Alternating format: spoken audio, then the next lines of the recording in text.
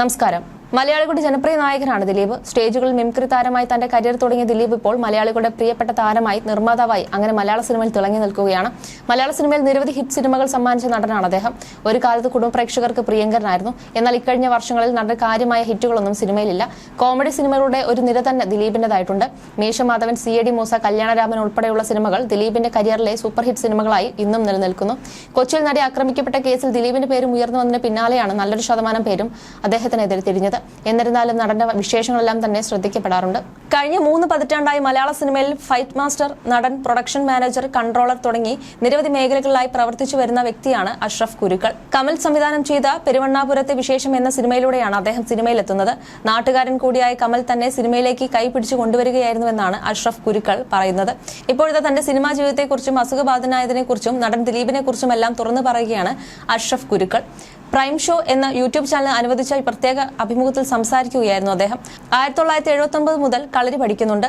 6ാം ക്ലാസ്സിൽ 3 വർഷം തോറ്റതിനു ശേഷം സ്കൂൾ പഠനം എന്ന ആ ദൗത്യം നിർത്തി. ബാംഗ്ലൂരിൽ ഹോട്ടലിൽ ജോലി ചെയ്യുന്ന സമയത്താണ് സിനിമയിലേക്ക് വരുന്നത്. അഷ്റഫ് കുരുക്കൾ പറയുന്നു, കമലിന്റെ എല്ലാ പടങ്ങളിലും ചെറിയ ചെറിയ വേഷങ്ങൾ ചെയ്യാൻ എന്നെ വിളിക്കും. ആൾക്കൂട്ടത്തെയൊക്കെ മാറ്റി നിർത്താൻ സഹായിച്ച് ലൈവ് ആയപ്പോൾ പ്രൊഡക്ഷൻ മാനേജറായി, അവിടുന്ന് പ്രൊഡക്ഷൻ എക്സിക്യൂട്ടീവായി, പിന്നെ പ്രൊഡക്ഷൻ കൺട്രോളറായി.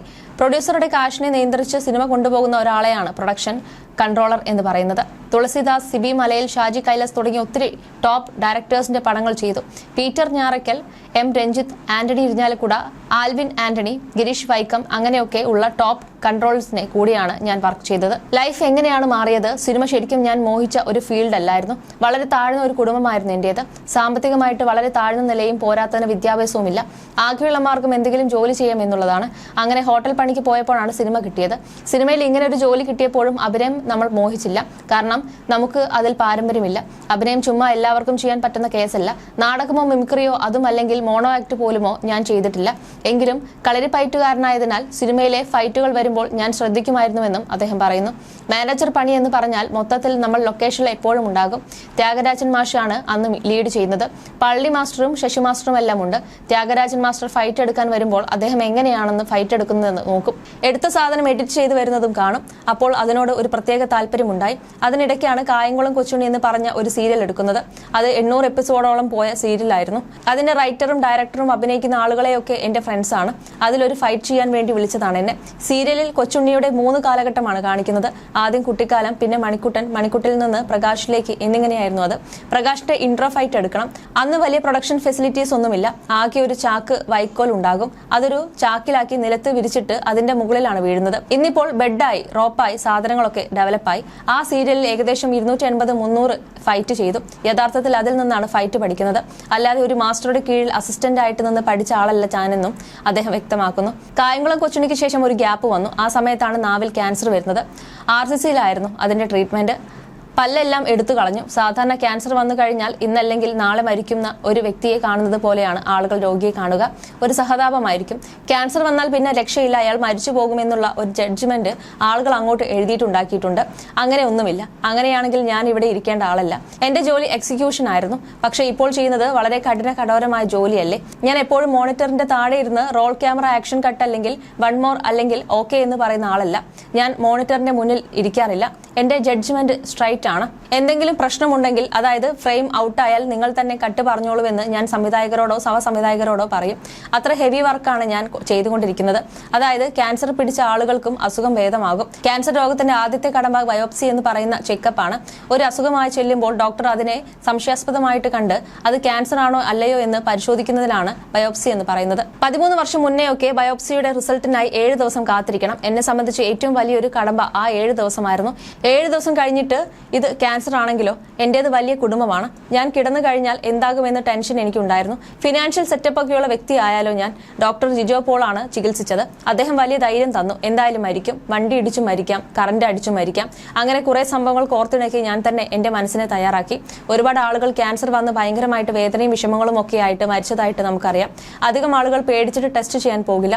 അതിലൂടെ രോഗം 3-4 ഘട്ടത്തിലേക്ക് എത്തും. അങ്ങനെ എത്തിയാൽ പ്രശ്നമാണ്. എന്റേത് ഫസ്റ്റ് സ്റ്റേജ് കണ്ടപ്പോൾ തന്നെ തിരിച്ചറിഞ്ഞു. നേരത്തെ നേരത്തെ പരിശോധന നടത്തിയതിനാൽ ചികിത്സിച്ച് ഭേദമാക്കാൻ സാധിച്ചു. ആ സമയത്ത് ചലച്ചിത്ര അക്കാദമി ഭയങ്കരമായിട്ട് തന്നെ ഫിനാൻഷ്യലി സപ്പോർട്ട് ചെയ്തു. പിന്നെ എം രഞ്ജിത്താണ് ആശുപത്രിയിൽ കൂടെ ഉണ്ടായിരുന്നത്. അദ്ദേഹം ദിലീപിനെ വിളിച്ച് കാര്യങ്ങൾ പറഞ്ഞു. എക്സിക്യൂട്ടീവ് യൂണിയൻ, പ്രൊഡ്യൂസേഴ്സ് അസോസിയേഷൻ എല്ലാവരും സഹായിച്ചു. എന്റെ ആശുപത്രി ചിലവിന്റെ 85% ചിലവ് വഹിച്ചത് ദിലീപാണ്. ഡിസ്ചാർജ് ചെയ്ത് പോരാൻ സമയത്തും കയ്യിൽ കാശ് ബാക്കി ഉണ്ടായിരുന്നു. ആ സമയത്ത് മോൻ വിളിച്ച് പണം ബാക്കിയുണ്ടെന്ന് പറഞ്ഞപ്പോൾ അതൊന്നും തിരികെ വേണ്ടെന്ന് പറഞ്ഞു. പിന്നീട് അദ്ദേഹത്തിന് എന്നെ കാണണം എന്ന് അറിയിച്ചതിനെ തുടർന്ന് ദിലീപ് തന്നെ അയച്ച വണ്ടിയിൽ സൗണ്ട് തോമ ലൊക്കേഷനിൽ പോയി അദ്ദേഹത്തെ കണ്ടെന്നും അഷ്റഫ് ഗുരുക്കൾ കൂട്ടിച്ചേർക്കുന്നു. അതേസമയം ദിലീപ് തന്റെ സിനിമാ തിരക്കുകളിലാണ്. തന്റെ 150ാമത്തെ ചിത്രമായി പ്രിൻസ് ആൻഡ് ഫാമിലി തിയേറ്ററുകളിൽ എത്തിയിരിക്കുകയാണ്. 2017 അരുൺ ഗോപിയുടെ സംവിധാനത്തിൽ പുറത്തിറങ്ങിയ രാമലീലയ്ക്ക് ശേഷം ദിലീപിന്റെ വലിയ ഹിറ്റുകളൊന്നും ഉണ്ടായിട്ടില്ല. ജാക്ക് ആൻഡ് ഡാനിയൽ, കേശി വീടിന്റെ നാഥൻ മുതൽ വലിയ പ്രതീക്ഷകളോടെ ഇറങ്ങിയ ബാന്ദ്രയും തങ്കമണിയും അടക്കമുള്ള ചിത്രങ്ങൾ തിയേറ്ററിൽ വലിയ തിരിച്ചടി നേരിട്ടിരുന്നു. അതിനിടെയാണ് വലിയ ഹൈപ്പ് ഒന്നും കൂടാതെ പുറത്തിറങ്ങിയ പ്രിൻസ് ആൻഡ് ഫാമിലി ആരാധകർ ഏറ്റെടുത്തിരിക്കുന്നത്. പ്രമുഖ ട്രാക്കിംഗ് സൈറ്റായ സാക്സ്കിന്റെ റിപ്പോർട്ട് പ്രകാരം 3.5 കോടിയാണ് ചിത്രത്തിന് ഇതുവരെ ലഭിച്ച കളക്ഷൻ. ആദ്യ ദിനം 1 കോടിയും, 2ാം ദിനം 1.5 കോടിയും, 3ാം ദിനം 1.25 കോടിയുമാണ് ചിത്രത്തിന് ലഭിച്ചത്. അത്രയും സിനിമയുടെ വിജയത്തിൽ പ്രേക്ഷകർക്ക് നന്ദി അറിയിച്ചുകൊണ്ട് ഇന്ന് ചിത്രത്തിന്റെ അണിയറ പ്രവർത്തകർ പത്രസമ്മേളനം നടത്തിയിരുന്നു. ദിലീപ്, ധ്യാൻ ശ്രീനിവാസൻ, സിദ്ദീഖ്, നിർമ്മാതാവ് ലിസ്റ്റൻ സ്റ്റീഫൻ തുടങ്ങി നിരവധി പേരാണ് വിജയാഘോഷത്തിൽ പങ്കുചേർന്നത്. പരിപാടിക്കിടെ ദിലീപ് നടത്തിയ വൈകാരിക പ്രതികരണങ്ങളും ശ്രദ്ധ നേടിയിരുന്നു. തനിക്ക് പ്രേക്ഷകരോട് ഒരു അപേക്ഷയുണ്ടെന്നായിരുന്നു ദിലീപ് പറഞ്ഞത്. ഞാൻ വല്ലാത്തൊരു അവസ്ഥയിൽ നിൽക്കുന്ന സമയത്ത് ഇറങ്ങിയ സിനിമയാണ് രാംലീല. ആ രാംലീല എഴുതിയ സച്ചി നമ്മളെ വിട്ടുപോയി. എനിക്ക് തോന്നിയിട്ടുണ്ട് ആ സച്ചി എനിക്ക് വേണ്ടിയാണോ ജനിച്ചതെന്ന്. കാരണം എനിക്ക് ഏറ്റവും അപകടമുള്ള സമയത്ത് എന്നെ ഇവിടെ പിടിച്ചു നിർത്തിയത് അരുൺ ഗോപി സംവിധാനം ചെയ്ത രാംലീല എന്ന ചിത്രമാണ്.